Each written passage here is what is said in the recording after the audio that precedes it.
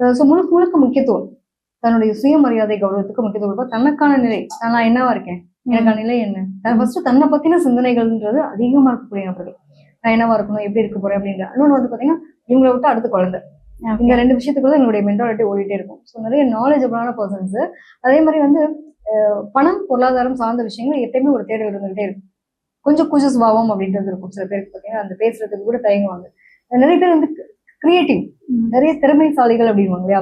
உங்களுக்கு இருக்க திறமை எங்களுக்கு யாருக்குமே தெரியாது. ஒரு குரு வந்து தட்டி கொடுக்கணும், உங்களுக்கு இவ்வளவு திறமை இருக்குப்பா, வெளில எடுத்துட்டு வா அப்படின்ற மாதிரி. ஸோ கேள்வி ஞானம் அப்படின்றது மட்டும் இல்லாம நிறைய விஷயங்களும் சொல்லிக் கொடுக்கக்கூடிய நிலையிலும் இவங்க இருப்பாங்க. ஆசிரியர் பணி நல்லா இருக்கும்.